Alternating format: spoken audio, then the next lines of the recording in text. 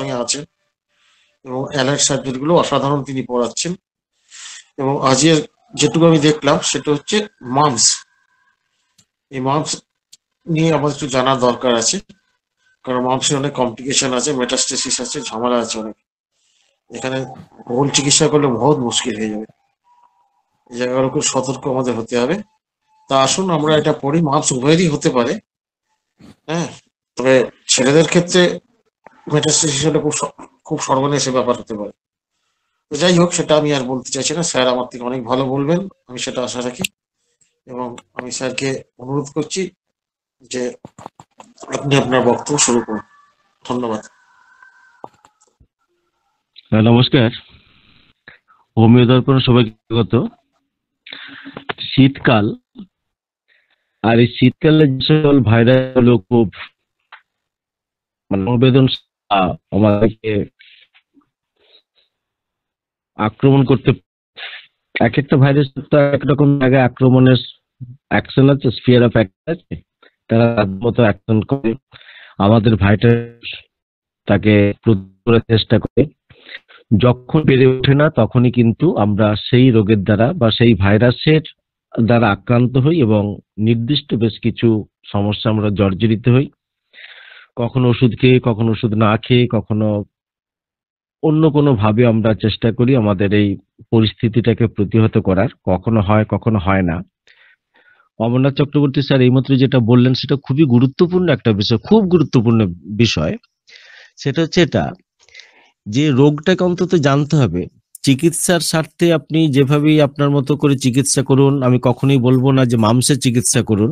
আমার বক্তব্য হবে মামসের যে লক্ষণগুলো আমরা পাচ্ছি সেইটা থেকে যে টোটালিটি অফ সিমটম আমাদের বেরিয়ে এলো, পেশেন্টের মানসিকতা, তার ধৈর্য, তার সহিষ্ণুতা, তার চারিত্রিক গঠন, তার অন্যান্য যে সকল আনুষঙ্গিক জিনিসগুলো আমরা নিই, তার সাথে কিছু ম্যানেজমেন্ট মেনে আমরা আমাদের চিকিৎসায় ব্রতী হব নিঃসন্দেহে। কিন্তু যখন একটা রোগ মামস বলে বিবেচিত হবে তখন আমাদের কিন্তু বেশ কিছু প্রিকশন প্রথম থেকে কিন্তু নেওয়া উচিত। কেন নেওয়া উচিত? কারণ এক একটা রোগ এক একটা শরীরের বিভিন্ন জায়গায় আক্রান্ত করতে পারে। আর একটা মেটাস্টেসিসের কথা স্যার বলেছেন। অ্যাকচুয়ালি দেখুন, মডার্ন সায়েন্স মেটাস্টেটিস শব্দটাকে ব্যবহার করেছে একমাত্র ক্যান্সারের ক্ষেত্রে, যখন ক্যান্সারটা একটা অর্গান থেকে অন্য অর্গানে ছড়িয়ে পড়ে। কিন্তু হোমিওপ্যাথিক্যালি আমরা কিন্তু এই মেটাস্টেটিস শব্দটা অন্য সব ক্ষেত্রেই ব্যবহার করি, যখন একটা অর্গান থেকে অন্য অর্গানে অন্য কোনো রোগও ছড়িয়ে পড়ে। তাহলে পার্থক্যটা কোথায় হলো? মডার্ন সায়েন্সের এই কথাটা শুধুমাত্র আছে ক্যান্সারের ক্ষেত্রে। আমাদের ক্ষেত্রে কিন্তু সেটা আমরা হয়তো একটু উদার চিত্ত বলুন বা আমাদের চিন্তা ভাবনা যেটা আমরাকে সত্য বলে মনে করেছি, হয়তো তাদের চিন্তা ভাবনা সত্য নাও হতে পারে, কিন্তু যেটাকে আমরা সত্য বলে জেনেছি সেটা আমরা স্বীকার করতে পারি না। তখন দেখা যায় একটা অর্গান থেকে একটা অর্গান এফেক্টেড হয়, আক্রান্ত হয়, এবং সেখান থেকে বেশ কিছু আমরা লক্ষণ সংগ্রহ করার চেষ্টা করি বা সংগ্রহ করতে পারি। তো সেই হিসেবে বলতে পারি যে কোনো ভাইরাল ইনফেকশন কেন, যে কোনো পরিস্থিতিতেই সেটা যদি ম্যারাসমাসও হয়, আমরা বিভিন্ন বই দেখেছি ম্যারাসমাসের নেচার যদি আপার পোর্শন থেকে যদি অ্যাসেন্ডিং নেচার হয় বা আপার পোর্শন থেকে যদি ডিসেন্ডিং নেচার হয়, তাহলে কিন্তু আমাদের চিন্তা ভাবনা, লক্ষণ দেখবে কিন্তু আমাদের ওষুধ অনেক সময় বদলে যায় যদি আমরা সেটাকে জানি এবং আমাদেরকে গুরুত্ব দিই। দুটো ব্যাপার আমাদেরকে জানতে হবে যে এটা হোমিওপ্যাথিক্যালি আছে কিনা। এবার আমি জানলাম না, তাহলে তো সেটাকে মর্যাদা দিতে পারবো না। তাহলে একটা জায়গায় যদি আমাদেরকে মর্যাদা দিতে হয়, তাহলে আমাকে সেখানে বুঝতে হবে যে যাকে মর্যাদা দিচ্ছে সেটা কতটা গ্রহণযোগ্য। আমি যদি নাই জানলাম তাহলে আমার মর্যাদা দেওয়ার কোনো প্রশ্নই নেই, আমার সেখানে অন্ধকার থেকে গেল। ঠিক সেই জন্যই যাতে আমরা কখনো অন্ধকার না থাকি, প্রেসক্রিপশনে অনেক ভুল হয়। ভুল হিসেবে বলবো যে আমরা যে মেডিসিনটা সেকশন করি বিভিন্ন কারণে হয়তো সেটা সম্পূর্ণ সঠিক বা ট্রু সিমিলিমাম আমরা হয়ে ওঠে না। আমরা প্রায় সময় হঠকারী সিদ্ধান্ত বসি, পার্সিয়াল সিলেকশন করে বসি, সেটা কি ও এই একদম এইটা মিলে গেল একদম দিয়ে দিলাম। এটা কিন্তু আমরা অনেক সময় ভুল করি। আরেকটা ভুল করি কি, যতটুকু আমাদের ধৈর্য ধরার দরকার থাকে আমরা সেই ধৈর্যটা ধরতে পারি না। টেস্ট পরদিন এসে যখন দুটো নতুন সিমটমের কথা বলে ফেললো, আমরা সঙ্গে সঙ্গে ওষুধ বদলে ফেললাম। এটা কিন্তু কখন বাঞ্ছনীয় নয়। তার জন্য যদি আপনার সময় লাগে, তো আমার স্যার প্রায় বলেন, আমি তার অনেক ক্লাসে শুনে দেখেছি যে উপলব্ধি করার চেষ্টা করছি অন্তত এই বয়সে এসেও, সেই ধৈর্যের জায়গাটা যদি আমরা জানতে পারি, তার সাথে আমি অতি অবশ্যই সংযোজন করবো এটাই, যে রোগটাকে যদি আমরা ঠিকভাবে বুঝতে না পারি, তাহলে কার জন্য ধৈর্য ধরবো, কিসের জন্য ধৈর্য ধরবো। আবার একটা মুশকিল হচ্ছে এটাই কি না, এই ধৈর্য ধরতে গিয়ে যে আমাদের শত্রুপক্ষ যে সকল ভাইরাসগুলো আক্রান্ত করে আমাদেরকে বিব্রত করছে, তার গতিপথ যদি প্রচন্ড দ্রুত হয়, আপনি যদি সেটাকে ঠিকভাবে প্রতিহত করতে না পারেন, তাহলে কিন্তু আখেরে হোমিওপ্যাথির ক্ষতি, রুগীটার ক্ষতি, আর ব্যক্তি হিসেবে বলতে পারি যে আপনার তো নিজের ক্ষতি হবেই। কারণ সেই রুগীটা কখনই আর আপনার কাছে সেই বিশ্বাসযোগ্যতা নিয়ে কখনো এসে পৌঁছবে না, কারণ আপনি সেই জায়গায় আপনি ব্যর্থ হয়েছেন। আপনি হেরে গেছেন আমি বলবো না, নির্দিষ্ট একটা রুগীতে আপনি ব্যর্থ হয়েছেন, সেটা আমরা প্রত্যেকেই হই। কিন্তু যদি সচেতনতার সাথে সেই ভাইরাসগুলোকে আমরা যদি বুঝতে পারি, বা তার ভাইরাসের অ্যাক্টিভিটিস গুলো কি, তাহলে কিন্তু আমরা অনেক সময় ম্যানেজমেন্ট উইথ মেডিসিন আমরা কিন্তু তাকে একটা সুন্দর জায়গায় পৌঁছে দিতে পারবো বলে আমার দৃঢ় বিশ্বাস। তাহলে দেখুন, গত ক্লাসে যেটা বলা হয়েছিল, আমি গত ক্লাসে চেষ্টা করেছিলাম যে মিজলস এবং মাম্পসকে একসাথে শেষ করে যাবার, ভেবেছিলাম বোধহয় খুব দ্রুত বলে এড়িয়ে যেতে পারবো বা ক্লাসটাকে শেষ করে দিতে পারবো। কিন্তু মিজলসটা নিয়ে এতটাই বলা হয়ে গেছে, তখন আর আমি মাম্পসটাকে আর যোগ করতে পারিনি। সেই জন্য আজকে আর আনুষঙ্গিক বা কনকমিনেন্ট কোনো ডিজিজের কথা না রেখে আজকে সরাসরি মাম্পসের কথা নিয়ে আলোচনা করব। কারণ আমি জানি এই মুহূর্তে বা আগামী দিনে যে স্প্রিং মানে যে বসন্ত আসছে, বসন্তকাল, এই দুটো সময় কিন্তু এই মাম্পস রুগীরা মানে মাম্পসের রুগী আমরা পাবো। এবার দেখুন, নেট যদি ঘাটেন তাহলে কিন্তু বিভিন্ন জায়গায় বিভিন্ন ধরনের বিভ্রান্তিকর অনেক তথ্য আছে, যেগুলোর সাথে আমরা যে বইগুলো পড়ে এসেছি তার সাথে কিন্তু অনেক সময় মেলে না। আসলে যারা লোড করেন তারা, আমি জানি না তারা কতটা মেডিকেল পার্সন, আমার জানা নেই, কারো বিরুদ্ধে আমার বলার কোনো অভিযোগ নেই, কিন্তু অনেক সময় শঙ্কা থেকে যায় যখন এই ধরনের বিভ্রান্তিকর কতগুলো তথ্য পাই। সেই জন্য আমি বরাবরই বলে এসেছি, আমি এটাকে ফলো করি, সেটা হচ্ছে পিসি দাস ফলো করি, আমি ফলো করি সব থেকে এই মুহূর্তের মডার্ন যেটা মেডিসিন, ডেভিডসন করি, আর একটা হচ্ছে সিএমডিটি। সিএমডিটি এই মুহূর্তে সারা পৃথিবীব্যাপী সব থেকে খুব অত্যাধুনিক একটি বই, যাতে মানে অ্যালোপ্যাথিক প্র্যাকটিশনার্সরা খুব দ্রুত সেই জায়গাটাকে রপ্ত করতে পারেন বা সেখান থেকে আমরা পেয়ে থাকি। তো আমি সেখানে যে জিনিসগুলো আজকে পাচ্ছি বা প্র্যাকটিস করতে আমরা মাসের বিভিন্ন সময় কম বয়সে পেয়ে এখনো পাই, সেটা বলার চেষ্টা করবো, বলা মানে আলোচনা করার চেষ্টা করবো। এখানে আমরা পাচ্ছি কি, আগের দিন আমি বলেছিলাম যে একটা রেসপিরেটরি ড্রপলেট ইনফেকশনের কথা। রেসপিরেটরি ড্রপলেট ইনফেকশন অর্থাৎ একটা ড্রপলেট ইনফেকশন একদম ক্ষুদ্রাতিক্ষুদ্র কণার মাধ্যমে যেটা বেরোয়, এবং ডিউ টু রেসপিরেশন মানে শ্বাসের মাধ্যমে, যেটা কারো কাছে আসছি, বিশেষ করে বাচ্চারা দেখবেন স্কুলে গিয়ে এক অন্যের খুব হামি খাবার মতো খুব খুব ক্লোজ জায়গা ওরা পৌঁছে যায়, যেটা তো আমরা বড়রা করি না, তো তাদেরকে তো সেই জায়গাটা আটকানো যায় না। তাহলে এই ধরনের ইনফেকশন ডিজিজ গুলো আমরা কিন্তু রেসপিরেটরি ড্রপলেট ইনফেকশন বলে চিহ্নিত করি। এবং আপনি কটা বাচ্চাকে কত সচেতন করবেন, সেই জন্য মানুষ মতো ইনফেকশিয়াস ডিজিজে আমাদের কিন্তু প্রচন্ড ধরনের সতর্কতা অবলম্বন করা উচিত। হাঁচির ব্যাপারে, যাতে হাঁচে বা রুমালটা বা হ্যান্ডটা ইউজ করলো সেটা যেন নিয়মিত যাতে পরক্ষণেই ধুয়ে দেওয়া হয়, সেটা যাতে অন্য একজন ইউজ না করে, এই জায়গাগুলো কিন্তু আমাদের বুঝতে হবে। মিক্সো ভাইরাস, এটা কি আপাতত ভাবে দায়ী করা হয়েছে এই মাম্পসের রোগের জন্য। কোথাও কোথাও দেখছি অন্য কোনো ভাইরাসের নাম, আমার জানা নেই দুটো ভাইরাসই একই না, কিন্তু যেহেতু কনফিউশন আমি বাড়াতে চাই না, যেহেতু সিএমডিটি তে প্যারামিক্সো ভাইরাসের কথা আছে, আমি সেটা বলতে চাই যে এটা প্যারামিক্সো ভাইরাসের একটা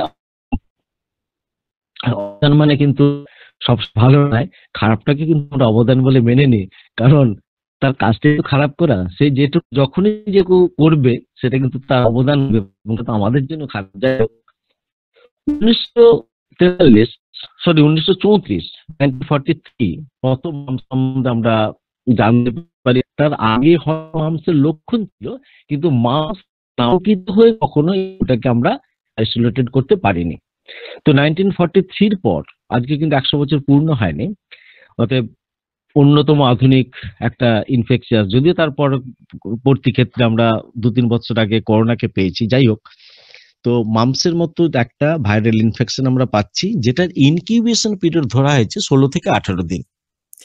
ইনকিউবেশন পিরিয়ড আগের দিন আমরা বলেছিলাম, এখানে নতুন ভাবে কিচ্ছু বলার দরকার নেই। একটা জার্ম বা ভাইরাসের ইনফেকশন শরীরে আসার যতদিন পরে ম্যানিফেস্ট হবে, দেখা দেবে, সেই জায়গাটাকে আমরা বলি ইনকিউবেশন পিরিয়ড, বা অনেক সময় এটাকে এক্সপোজার বলা হয়েছে। 14 to 21 ডেজ বিফোর অনসেট, অর্থাৎ সম্পূর্ণ লক্ষণ প্রকাশ পাওয়ার 20 থেকে 21 দিন, কোথাও 16 থেকে 18 দিন, বিভিন্ন বই বিভিন্ন রকম বলেছে, আমরা এই রোগের দ্বারা আক্রান্ত হই। হ্যাঁ, ডক্টর জাহাঙ্গীর স্যার আছেন। তো এই যে অ্যানাটমির যে জায়গাটা, এই যে মাম্পস হলো, আচ্ছা ভাই কোথায় হয়, পেটে না মাথায়? এটা তো বুঝতে হবে। তো এবার আমাদেরকে বুঝতে হবে এটাই, ওই যে একটু আগে বললাম, এক একটা ভাইরাস এক একটা অর্গানকে এফেক্টেড করতে পারে বা তার একটা প্রবণতা থাকে। এখানে দেখা যায় স্যালাইভারি গ্ল্যান্ড বা প্যারোটিড গ্ল্যান্ড বলতে আমরা যেটাকে বুঝি, প্যারোটিড গ্ল্যান্ড, সেটা কিন্তু সব থেকে বেশি বা প্রথমে কিন্তু আক্রান্ত হয়। তো প্যারোটিড গ্ল্যান্ড আমরা কি পাবো, আমরা কোথায় পাবো? কানের নিচে বা আমাদের লোয়ার জ আছে, যেখানে গিয়ে এন্ড হয়েছে, শেষ হয়ে গেছে, সেখানে কানের দুদিকে দুটো গ্ল্যান্ড থাকে। সেই গ্ল্যান্ডটাকে বলা হয় প্যারোটিড গ্ল্যান্ড।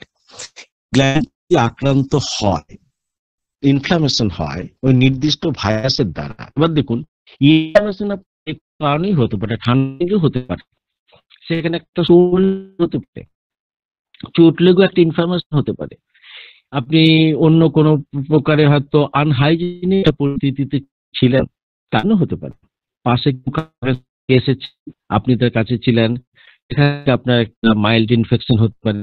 কিন্তু যতক্ষণ না পর্যন্ত ওই প্যারাম্যাক্সো ভাইরাস প্রমাণ হয় বা প্যারোটিড গ্ল্যান্ড যখন এফেক্টেড হয়ে তার মতো সিমটমস, সিমটমসকে তোমরা সিমটম বলি, যখন না প্রকাশিত হচ্ছে, ততক্ষণ কিন্তু আমরা মাম্পস বলতে পারছি না।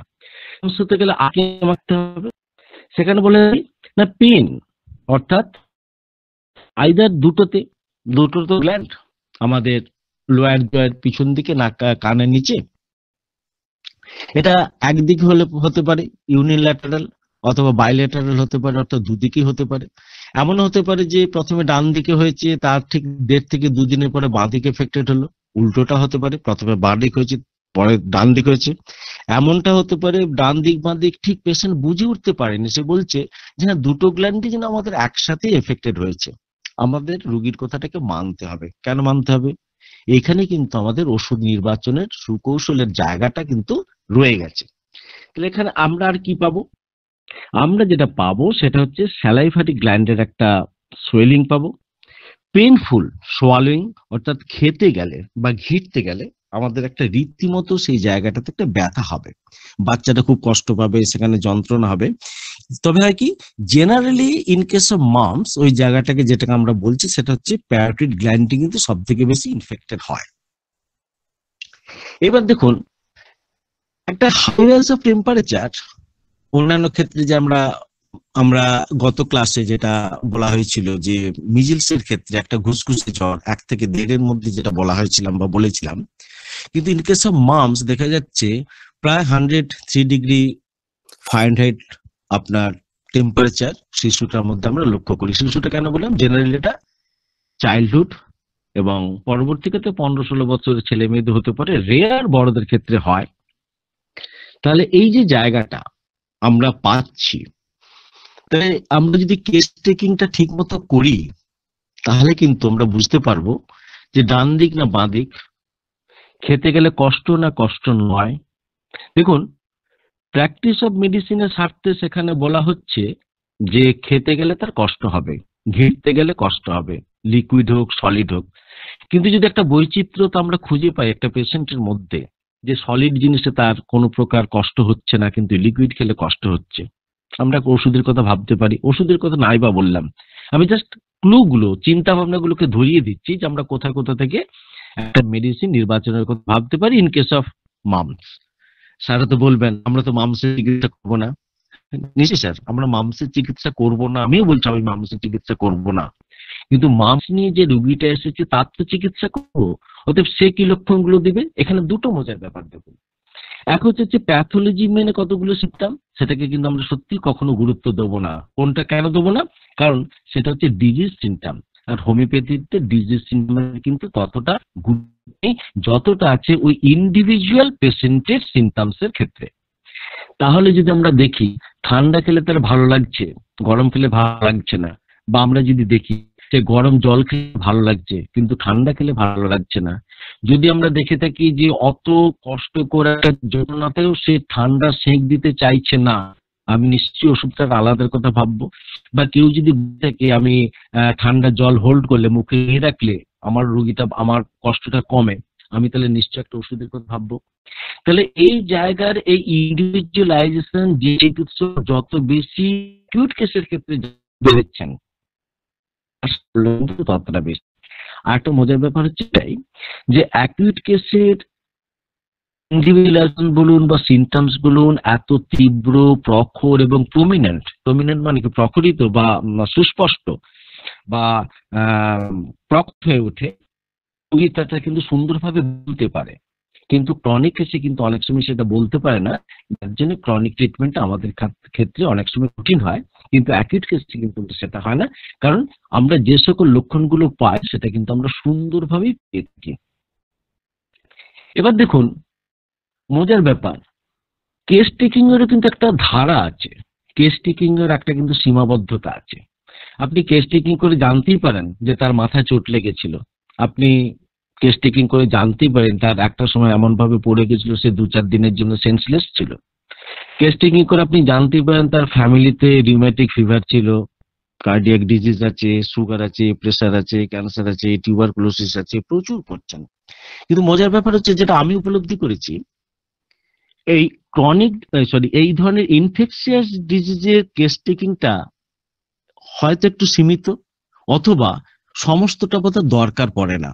কারণ পাস হিস্ট্রিতে যদি ইনজুরি থাকে, মাথায় আঘাত থাকে, তার সাথে কিন্তু এই প্যারামাক্সো ভাইরাসের যে মামসের আক্রমণের যে ঘটনাগুলো, তার সাথে মনে হয় মেডিসিন সিলেকশনের কোনো সম্পর্ক আমার মনে হয় থাকে না। এটা আমি আমি ভুলও বলতে পারি, আপনারা চিন্তা ভাবনা করবেন। আমি যেটা বলছি সেটা যে ঠিক বলছি সেটা কখনো নয়, আলোচনার মাধ্যমে আমাদের কিন্তু অনেক কিছু বেরিয়ে আসতে পারে। তাহলে কেস টেকিং আমাদের এরকম হবে, যে পরিস্থিতিতে আমি যে রোগের জন্য কেস টেকিং করছি, যে রোগের জন্য বলতে গেলে কিন্তু খুব কন্ট্রাডিক্টরি কথা, আমি এড়িয়ে আসছি। আমি যখন ইনফেকশিয়াস ডিজিজ বলছি আমি সেই সাপেক্ষে বলছি। যখন একটা মামসের রোগী এসেছে তার যখন কেস টেকিং করবেন, পাস হিস্ট্রিতে আপনি পেতেই পারেন, কতটা গুরুত্ব দেবেন সেটাও কিন্তু আমি বলবো না, কারণ সম্পূর্ণ আপনার নিজের ব্যাপার। কিন্তু আমার ব্যক্তিগতভাবে মনে হয়েছে যে অনেক সিমটম কিন্তু প্রয়োজনের মধ্যে কিন্তু আমরা আনি বা আনা দরকার পড়ে না। আর আমরা কি পাবো? সোর থ্রোট পাবো, ফিভার পাবো, একটু আগে বলেছি। একটা তীব্র মাথার যন্ত্রণা কিন্তু এই ক্ষেত্রে হয়ে থাকে, আমাদের জানতে হবে। তার সাথে হয় ড্রাই মাউথ। এই ড্রাই মাউথটা কিন্তু হচ্ছে মামসের প্যাথোলজিক্যাল সিমটম বা ডিজিজ সিমটম। কিন্তু আপনি যদি আপনার পেশেন্টের ভিতরে প্রফিস থার্স্ট পান, বা থার্স্টে আমরা যে ধরনের আমাদের প্রকারভেদ আমরা বিভিন্ন মেডিসিনে পেয়েছি তার সাথে যেটাকে ট্যালি করতে পারি, যদি আমরা পাই, তাহলে আমরা নিশ্চয়ই সেই জায়গাটা আমরা বিচার করে দেখবো বা মেডিসিনের কথা ভাববো। এবার দেখুন যে জিনিসটা খুব ইন্টারেস্টিং জায়গা, এটার জন্য আমাদের প্যাথোলজি বুঝতে হবে, এটার জন্য আমাদের রোগের নামটাকে বুঝতে হবে। দেখা যায় কি যে যারা এই মামসে এফেক্টেড হচ্ছে, চিলড্রেনরা, তারা কিন্তু তার সাথে আর কতকগুলো মানে সেকেন্ডার হিসেবে ছেলে যদি হয় তার টেস্টিসে কিন্তু একটা অর্কাইটিস যেটা, সেখানে কিন্তু যন্ত্রণা বা ব্যথা কিন্তু একটা শুরু হয়ে যায়। আমাদের চিকিৎসকের লক্ষ্য মুশকিল হচ্ছে এটাই যে আমরা মামস শুনেই আমরা ঝাঁপিয়ে পড়লাম তার গলার জায়গাটাতে, আমরা কিন্তু অর্কাইটিসের জায়গাটা বুঝলাম না। কিন্তু আমরা যদি রোগটাকে জানি যদি আজকে প্র্যাকটিস অফ মেডিসিনের নলেজটা আমাদের কাছে সুস্পষ্ট থাকে, সেই সাথে সাথে যদি আমরা হোমিওপ্যাথিটাও যদি ভালোভাবে জানতে পারি এবং আমরা জেনে থাকি যে মাংসের মতো পরিস্থিতিতে তা একটা ছেলের তার টেস্টিসে পর্যন্ত ব্যথা হতে পারে, তাহলে কিন্তু আমরা সচেতন হব। কিন্তু একটা মেয়ের ওভারি, দেখুন ওই বয়সে ওভারির কিন্তু আপনার কি বলবো, তার প্রস্ফুটিত কোনো ব্যাপার নেই, তার লেটেন্ট যেহেতু অবস্থায় থাকে, জাহাঙ্গীর সেটা আরো আরো ভালোভাবে বলতে পারবেন আমাদেরকে পরবর্তী ক্লাসটা সংযোজনের জায়গায়। সেখানে কিন্তু আমাদের মেয়েদের কিন্তু অতটা চিন্তা নেই, কিন্তু ছেলেকে নিয়ে চিন্তা। আর একটা কি হয়, এখানে কিন্তু প্যানক্রিয়াটাইটিসের কিন্তু একটা হালকা মৃদু সম্ভাবনা কিন্তু থেকে যায়। তার সাথে কিন্তু ম্যানিনজাইটিস, কালকে স্যার পড়াচ্ছিলেন ম্যানিনজিওমা, ম্যানিনজাইটিস, ম্যানিনজা। তাহলে এখানে কিন্তু দেখা যাচ্ছে যারা এই মামসের শিকার হচ্ছে তারা কিন্তু আর্টিফিশিয়ালি, বা আমি আর্টিফিশিয়ালি আমি বলবো না, ভুল বললাম, কিন্তু এটাকে কি বলবো, ঘটনাচক্রে সার্কামস্ট্যান্স এইভাবেই করে যে সেও কিন্তু ঘটনাচক্রে ওই ম্যানিনজাইটিসের শিকার হয়। এখানে কিন্তু একটা কথা লেখা আছে সিএমডিটিতে, খুব ইন্টারেস্টিং, বিতর্কিত জায়গা। সেটা হচ্ছে আনভ্যাকসিনেটেড ইন্ডিভিজুয়ালস। আনভ্যাকসিনেটেড ইন্ডিভিজুয়ালস মানে বলা হয়েছে যে মানুষটাকে বা যে শিশুটাকে এখনো পর্যন্ত ভ্যাকসিন হয়নি মামসের। প্রচুর ব্যাপার কিন্তু এখানে। একটা কিছু জানবেন, বা আমি যেটা জানি বলছি, ভ্যাকসিন মানে যে সে রোগটা থেকে চিরতরে মুক্তি, এটা কিন্তু নয়। 80% মানুষকে সেই কষ্ট থেকে বা সেই রোগটা থেকে কিন্তু দূরে রাখা যায়, 20%কে কিন্তু কখনোই দূরে রাখা যায় না। এক। দুই হচ্ছে, ভ্যাকসিন হয়ে গেছে বলেই কখনো মামস বা তার প্যারোটিড গ্ল্যান্ড আক্রান্ত হবে না, সেটা কিন্তু কখনো কোনো বিজ্ঞান কিন্তু সেটা বলে না। যদি এই বইটাতে বলা হয়েছে যে আনভ্যাকসিনেটেড ইন্ডিভিজুয়ালস এর ক্ষেত্রে মামসের সিকেল হিসেবে অথবা অ্যাসোসিয়েটেড সিমটমস হিসেবে আমরা কতগুলো সিমটম পেলাম, টেস্টিসের জায়গায় ইনফ্লামেশন, আমরা পেলাম প্যানক্রিয়াটাইটিসের ব্যাপার, আমরা পেলাম ম্যানিনজেসের ইনফ্লামেশনের ব্যাপার। আর সেটা ডিপেন্ড করছে কোথায়, যদি সেই ভদ্র ছেলেটিকে বা পেশেন্টটিকে যদি এর আগে কোনোভাবে যদি ভ্যাকসিনেটেড করা না হয়ে থাকে। এটা হলো একটা তাদের সামারি। এই সামারির সাথে আমরা কতটা মানবো কতটা মানবো না, ভ্যাকসিনেশনের গুডউইল কতটা, ব্যাডউইল কতটা, বা সেই পেশেন্ট যদি ভ্যাকসিনেটেড হয়ে থাকে তাহলে আমরা তার ওষুধের চিকিৎসা পরবর্তী ক্ষেত্রে কিভাবে করব, সেটাকে কতটা গুরুত্ব দিয়ে করব। ভ্যাকসিনেশনের কুপ্রভাব কমানোর জন্য আমাদের জানা মতে অন্তত 6-7খানা মেডিসিন আছে। আমরা কি 6-7টা মেডিসিন পরপর দেবো? নিশ্চয়ই না। আমার পেশেন্টের ভিতরে যে ওই যে সিলেক্টেড কতগুলো মেডিসিন আছে, হয়তো এটা হতে পারে যে সিলেক্টেড মেডিসিনে নেই, কিন্তু তার সেই কার্যকারিতা আমরা পরবর্তী ক্ষেত্রে লক্ষ্য করেছি, যেটা এখনো পর্যন্ত মেডিকা ইনক্লুড হয়নি, বা হয়েছে আমি জানি না। এতগুলো কিন্তু ঘটনা ঘটতে পারে। এই জায়গায় আমাদের বুঝতে হবে, এবং তার এগেনস্টে যে সবথেকে সুন্দর মেডিসিন, অর্থাৎ যার লক্ষণগুলো সব থেকে বেশি প্রকট হয়েছে, সেই জায়গাটা কিন্তু আপনাকে বিবেচনা করে সেই মেডিসিনটা দিতে হবে। এবার দেখুন, আর দু তিনটে জিনিস এটা সম্বন্ধে বলা যেতেই পারে। দেখবেন আমাদের বই আছে যে মামসের পরে বা ইল এফেক্ট অফ, এবং অনেক সময় দেখা যায়, খুব ভালো করে দেখেছি, মামসের পরে যাদের অর্কাইটিসের ব্যাপার আছে, পালসিটিলাকে কিন্তু সমস্ত মেডিসিন একদম কেন্ট শুরু করে সব জায়গায় কিন্তু আমরা গুরুত্ব দিয়েছি। তাহলে একটা পেশেন্ট যদি, মেল পেশেন্ট যদি ইনফার্টিলিটির শিকার হয় এবং তার আমরা হিস্ট্রিতে যদি মামসের কথা ভেবে থাকি, তাহলে কিন্তু আমরা একটা সুন্দর একটা জায়গায় পৌঁছতে পারছি যে এই পেশেন্টটার অর্কাইটিস বা ইনফার্টিলিটির অন্যতম কারণ হচ্ছে মামস। যদি এটা সত্যি হয়ে থাকে তাহলে এই কথাটা তো সত্য। আসলে আগের কথাটা সত্য, সেটা কি, যে মামস হলে কিন্তু পুরুষদের ভিতরে এই ধরনের ইনফার্টিলিটির একটা বিশাল সম্ভাবনা থেকে যায়।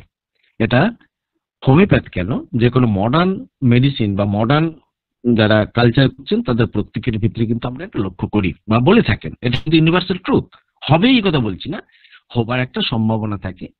তাহলে আমরা যদি ঠিক সেইভাবে মামসের ট্রিটমেন্টটা যদি আমরা প্যালিয়েশন না করে দিই, আমরা যদি সাপ্রেশন না করে দিই, যদি ঠিকভাবে ম্যানিফেস্টেশন নিয়ে আমরা যদি ট্রিটমেন্ট করি, তাহলে আমরা কিন্তু একটা বন্ধ্যাত্ব থেকে একটা রোগীকে কিন্তু ভবিষ্যতের বন্ধ্যাত্ব রোগীটাকে কিন্তু আমরা বাঁচাতে পারছি। আর হোমিওপ্যাথির একটা সুবিধা আছে, যদি হয়েও যায় আমরা কিন্তু ওই ক্লু খুঁজে, পাস হিস্ট্রি খুঁজে আমরা কিন্তু মামসের হিস্ট্রি পেলে, এখানে কিন্তু একটা রোগের নামের খুব দরকার। হ্যানিম্যান দেখবেন অর্গাননে প্রচুর রোগের কথা বলেছেন, আসলে সেগুলো দরকার ছিল। চিকিৎসা করার জন্য হয়তো মেডিসিনাল, ভুল বললাম, চিকিৎসা করার জন্য হয়তো আমাকে লক্ষণটাকে মানতে হবে, কিন্তু কখনোই কিন্তু রোগটাকে আমরা ফেলে দিতে পারি না। এবং একটা জায়গার মধ্যে হ্যানিম্যান, আমি যদি খুব না বলি, তিনি বলছেন দুটোর ম্যানিফেস্টেশন কিন্তু সম্পূর্ণ আলাদা। মিজিলসের সাথে মামস কিন্তু বলেননি, কিন্তু তখন কিন্তু মামস আসেনি। মিজিলসের সাথে উনি বোধহয় হার্পিসের কথা বলেছেন, কিন্তু আমার মনে নেই, বোধহয় পক্সের কথা বলেছেন। দুটো ম্যানিফেস্টেশন কিন্তু সম্পূর্ণ আলাদা। উনি কিন্তু রোগকে প্রাধান্য দিচ্ছেন না কখন, চিকিৎসার ক্ষেত্রে, কিন্তু রোগের অস্তিত্বটাকে কখনই কিন্তু অস্বীকার করে যাননি। এটা কিন্তু আমাদের কিছুটা বোঝা দরকার। এবার আমরা আরেকটু পরবর্তী ধাপে চলে আসি। এখানে কিন্তু ল্যাবরেটরি ফাইন্ডিংস এর কোনো জায়গা নেই, আমরা চোখের সামনে দেখতে পাচ্ছি। রোগ নিরূপণ করার জন্য কোনো প্রকার এই ভাইরাসে আক্রান্ত হয়েছে সেটা প্রমাণ করার জন্য কোনো প্রকার ব্লাড টেস্ট আমাদের প্রয়োজন পড়ে না। তবে ব্লাড টেস্ট করলে আমরা যেটা পাই সেটা হচ্ছে লিউকোপেনিয়া। আগের দিনে যেটা বলেছিলাম, লিউকোপেনিয়া অর্থাৎ ডব্লিউবিসির পরিমাণ কমে যাওয়া, বেড়ে যাওয়া। যদি আমরা আরই করি, অর্থাৎ পিসিডিসিএইচ বিএসআর করি, তাহলে আমরা দেখতে পাবো। তার সাথে আরেকটা হয় কি, লিম্ফোসাইটোসিস। লিম্ফোসাইটোসিস কিন্তু একটা প্রাধান্য, মানে উল্লেখযোগ্যভাবে কিন্তু আমরা ব্লাডের মধ্যে লক্ষ্য করি। আরেকটা জিনিস হয়, দেখুন এখানে ক্ষেত্রে আমরা তো ডায়াগনোসিস করলাম, তা সে হাঁ করতে পারছে না, তার গলা জায়গাটা ঘিরতে পারছে না, লাল হয়ে গেছে, প্যারাটাইড গ্ল্যান্ড তার ফুলে গেছে, সে খেতে পারছে না, তার জ্বর এসেছে, থ্রোট, কি বলবো, থ্রোট পেন অর্থাৎ সোর থ্রোট যেটাকে আমরা বলি সেটা এসেছে, লস অফ অ্যাপেটাইট পেয়েছি, আমরা ফ্যাটিকনেস পেয়েছি, আমরা ড্রাই মাউথ পেয়েছি, ডায়াগনোসিস করার জন্য পেলাম। কিন্তু এইগুলো তো মামস ছাড়াও আর এটা কিন্তু আমাদের একটু জানা উচিত। বললো যে গলার দুধারে ফুলেছিল, আমি লাফিয়ে উঠলাম, মামস না, সেটা নাও তো হতে পারে। অর্থাৎ এখানে কিন্তু আমাদের এই ডিফারেন্সিয়াল ডায়াগনোসিস বলতে আমরা কি বুঝি, অর্থাৎ আর কি কি রোগে এই ঘটনাগুলো অদ্ভুতভাবে মিলে যেতে পারে, আমাদের সে সম্বন্ধে কিন্তু একটুখানি নজর রাখা উচিত। তার ভিতরে আমরা কি পাবো, আমরা বুঝতে পারছি যে calculi, inter the parotid duct. জাঙ্গি স্যার আছেন, নিশ্চয়ই আলোচনা করবেন যে প্যারোটিড ডাক্টে যদি কোনো প্রকার স্টোন হয়, ক্যালকুলি হয়, তাহলে কিন্তু একই সিমটম আমরা তার ভিতরে লক্ষ্য করব। একটা হচ্ছে তার পজিটিভ অর্গানিজম আমরা আসলে ভাইরাস, আর একটা হচ্ছে কি যে ইনসাইডে একটা ফরেন বডি, ক্যালকুলিকে ফরেন বডি বলবেন নাকি, বাইরে থেকে যদি ঢোকেনি, আলটিমেট যে দাঁড়িয়েছে সেটা তো শরীরের জন্য ক্ষতিকারক, ফরেন বডি তো সেটা, অন্তত আমি মনে করি, ভুলে বলতে পারি। তো যদি দেখা যায় যে প্যারোটিড ডাক্টে এই ধরনের ক্যালকুলি হয়, তাহলে কিন্তু সমান লক্ষণ বিশিষ্ট লোক আমরা কিন্তু পাবো।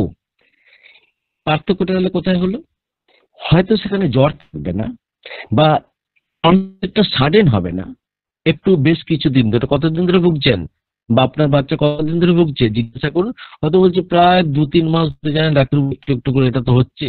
কিন্তু জানবেন যে মামসি রোগীরা কখনো 2-3 মাস ধরে ভোগে না, ওদের অনসেট কিন্তু খুব দ্রুত, মোটামুটি ভাবে 24 থেকে 48 ঘন্টা, 72 ঘন্টার মধ্যে কিন্তু একটা সিরিয়াস জায়গা কিন্তু তারা পৌঁছে যায়। তাহলে এইটার সাথে সাথে আর কি হতে পারে, টিউমার হতে পারে প্যারোটিড গ্ল্যান্ডের আশেপাশে বা প্যারোটিড গ্ল্যান্ডের পাশেই সমতুল ভাবে আর একটা কিন্তু টিউমার হয়, অথবা সেখানে কিন্তু সিস্ট হয়। তাহলে এই ধরনের যদি আমরা সিস্ট বা আমরা টিউমার বা ওখানে কোনো প্রকার ক্যালকুলি হচ্ছে কিনা সেটার ব্যাপারে কিন্তু আমাদের অনেকখানি ওয়াকিবহাল হতে হবে। কেন কি, কারণ হোমিওপ্যাথির মতে আপনার চিকিৎসাটা আপনার লক্ষণ ভিত্তিক হবে, আমি অস্বীকার করছি না, কিন্তু ওই যে একটা ঘটনা হলো, মাংসের জন্য তার ইনফার্টিলিটি, আর ইনফার্টিলিটি হয়েছে তার পিছনে রয়ে গেছে একটা মাম্পস। সেটা মাম্পস না হয়ে গিয়ে যদি আমরা ক্যালকুলেট হিসেবটা পেতাম, তাহলে কিন্তু আমাদের পরবর্তী ক্ষেত্রে কিন্তু ওষুধের চিন্তা ভাবনাটা কিছুটা হলেও বদলে যেত।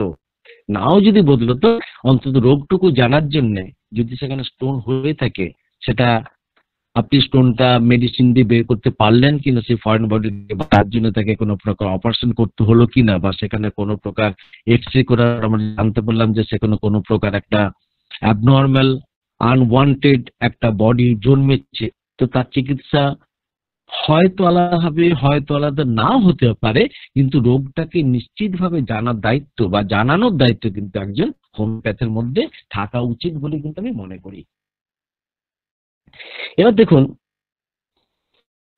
আর যেটা ভাবা যেতে পারে সেটা হচ্ছে আহ, এই যে অর্কাইটিস বললাম বা প্যারোটাইটিস, যেটা আমি এখনো বলিনি শব্দটা, প্যারোটাইটিস বললাম, বা মেয়েদের ক্ষেত্রে যদি মানে ইনফার্টিলিটি ব্যাপার থাকে, তাহলে ফিমেল বডি কিন্তু এই ধরনের ওভারির উপরে কিন্তু সে একটা প্রভাব বিস্তার করে, এবং সেখানে কিন্তু তাতে যে ওভারিয়ান সিনড্রোম হয়, সেই জিনিসগুলো কিন্তু আমরা নিঃসন্দেহে লক্ষ্য করতে পারি বা লক্ষ্য করে থাকবো। আরেকটা শব্দ, আরেকটা কথা যেটা এখনো পর্যন্ত বলিনি, সেটা হচ্ছে ইএনটি জায়গা, সেটা হচ্ছে ডিফনেস এবং অটাইটিস মিডিয়া। অর্থাৎ একজন শিশু তারপরে যদি মাংসের কুপ্রভাবে আক্রান্ত হয় বা আনট্রিটেড অবস্থা থাকে, বা ঠিকভাবে চিকিৎসা না পায়, ইভেন হোমিওপ্যাথিক্যালি যদি সাপ্রেসড হয়, তাহলে দেখা যাবে কি তার ভিতরে ডিফনেস দেখা দেবে, অর্থাৎ বধিরতা। সে কানে অনেক সময় কম শুনে। অর্থাৎ একটা শিশু রোগী যদি আপনার কাছে কানে কম শোনার ইতিহাস নিয়ে আসে, আপনি যদি বেড়া টেস্ট করে দেখতে পারেন, BERA বেড়া টেস্ট করে দেখতে পারেন যে তার ভিতরে একটা ডিফনেস আছে, সেই সঙ্গে সঙ্গে আপনার নিশ্চয়ই পাস হিস্ট্রির কথা ভাববেন। এবার সমুদ্রে স্নান করতে গিয়ে জল ঢুকে গিয়ে কানের একটা আঘাত লেগেছে, কি আছাড় খেয়ে পড়ে গিয়ে কানে আঘাত লেগেছে, কি কালী পুজোর সময় তার কাছে খুব জোরে একটা বোম ফেটেছিল, তার জন্য সে কানে শুনতে পাচ্ছেন না, কি কোনো টিচার বা কোনো সহ বন্ধু বান্ধব ট্রেনে একটা কানের গোড়ায় চড় মেরেছে বলে সে কানে শুনতে পাচ্ছে না। ইটিওলজি কিন্তু সম্পূর্ণ আলাদা আলাদা। আর আমার মনে হয় সিস্টেম যাই থাক, কখনো কখনো ইটিওলজিকে কিন্তু কখনো গুরুত্বপূর্ণ জায়গায় পৌঁছে দিতে হয়, কারণ এই ঘটনাটার জন্যই তো সে কানে শুনতে পাচ্ছে না। আমি বিশ্বাস করি যে চোট লেগে যদি কানে কম শোনে, বা অটাইটিস মিডিয়া বা কান থেকে পুঁজ খরানোর জন্য তার যদি কানে কম শুনে, বা দীর্ঘদিন ধরে যদি তার কি বলবো সর্দি লাগার একটা প্রবণতার জন্য সে যদি কানে কম শুনে, আর মাংসের জন্য যদি কানে কম শুনে, নিশ্চয়ই ওষুধটা অন্তত একটু পার্থক্য হওয়া উচিত। এটা আমার চিন্তা ভাবনা। স্যারেরা যারা আছেন তারা কি যুক্তি দেখাবেন আমি জানি না, আমার ব্যক্তিগত চিন্তা ভাবনা, আমি যেটুকু বুঝছি একটুকু বোঝার চেষ্টা করেছি, ভুল হতে পারে ঠিক হতে পারে। এই জায়গায় কিন্তু আমাদেরকে ভাবতে হবে যে রোগের সাথে পরবর্তী লক্ষণের সামঞ্জস্যতা, রোগের কথা মাথায় রেখে আমাদের মেডিসিন সিলেকশন না হলেও রোগের পরবর্তী যে সিকেলি বলে যে কথাটা আছে, তার যে একটা দাগ রেখে যায়, সে যে একটা শরীরের একটা অঙ্গকে ক্ষতি করে দিয়ে যায়, সেই জায়গাটার জন্য কিন্তু হয়তো আমাদের বিভিন্ন মেডিসিন আসতে পারে। তারপর অন্যান্য গুলো আছেই। সে যা কমপ্লিকেশন বলতে গেলে আপাতত এইগুলি থাকে। প্রিভেনশন তো ওইটাই বললাম, যার হয়েছে তাকে একটু আইসোলেটেড করে রাখা উচিত, সে যেন খুব অন্যের কারো সংস্পর্শ না আসে।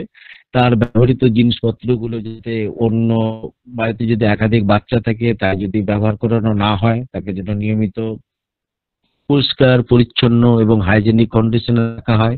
এবং কোনো অবস্থাতে অতিরিক্ত কোল্ড ফুড, ঠান্ডা জাতীয় জিনিস পেশেন্ট পছন্দ করলেও আমাদের চেষ্টা করা উচিত। এবার পেশেন্ট যদি ঠান্ডা খেতে তার ভালো লাগে, নিশ্চয় একটু দেবেন, তার মানে এই নয় যে তাকে যথেচ্ছভাবে আপনি আইসক্রিম খাই যাচ্ছেন, কোল্ড ড্রিঙ্কস খাই যাচ্ছেন, বা ওইটাতে খেলে খুব ভালো থাকে। তাতে কিন্তু আবার সেকেন্ডারি ইনফেকশন হিসেবে বা সেকেন্ডারি কজ হিসেবে দেখা যাবে তার মাংসটা কিন্তু অতি সহজে সেরে উঠছে না বা সারবে না। কারণ আমাদের মেনটেনিং কজকে কিন্তু আমাদের সবসময় দূর করতে হয়।